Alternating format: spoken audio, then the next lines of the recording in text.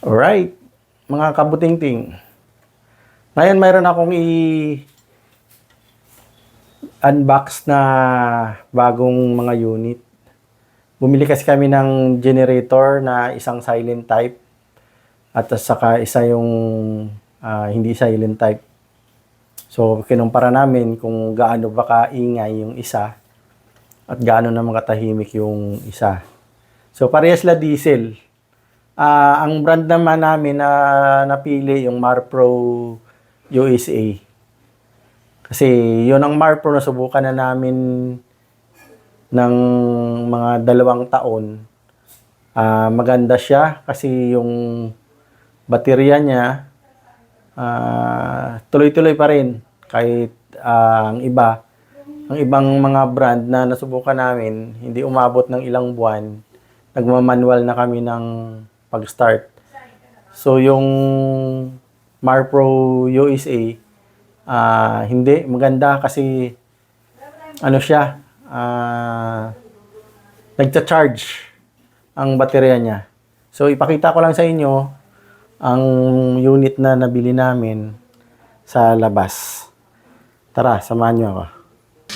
So, dito siya sa garahe namin.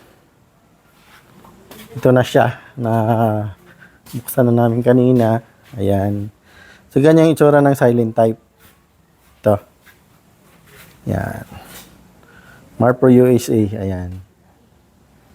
Ito yung silent type. Ang bigat niya nasa 157 kilos. Ayan. So, ito naman yung isa. Ayan. Ito yung welding generator. Ang bigat naman niya nasa 100 plus 105 ata 109 kilograms. So ganyan ang itsura. So matangkad siya dito sa silent type. Ayan. So gandahan nito, matibay din yung casing niya. Ayan. So stainless din yung muffler niya. May gulong. 4 yung gulong. Yan. Kasi nakabili kami nito ng yung 1,000 watts. 2 lang ang gulong. Tapos may hawakan lang dun sa likod na para iangat mo lang. Subukan namin nun. Maganda. Kaya ngayon nag-upgrade ako. Kumuha ako ng 2 unit. Isang silent type at saka isang welding generator. Ayan. So, available po ito for rent sa amin. Ayan. Available yan for rent.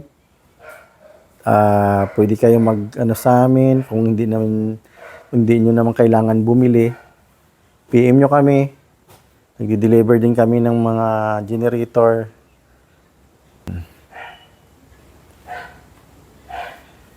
Ayan siya. Nag-deliver kami, Kakainta, Tanay, Rizal, Quezon City, Parañaque, Las Piñas, Cavite, ayan. Halos buong ano naman, basta nagkakasundo lang tayo sa mobilization, walang problema. Yan. So, yun lang mga kabutingting. Yan. So, ma-recommend ko rin sa inyo to yung Marpro USA na brand. 2 ngayon yung brand ko na pinagpipilian. So, ito, Marpro at saka yung mga Blackstone. So far naman yung Blackstone okay din. Pero ito kasi nauna naming mga unit, kagaya nito, wala akong problema. Kahit tuloy-tuloy yung gamit. Welding machine, mga jackhammer, sound system. Okay siya. Alright?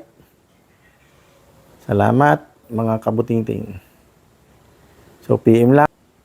Yan, mayroon kami sa Taytay, C6. Mayroon din sa Santulan, Pasig. Ayan. Okay. Bye-bye.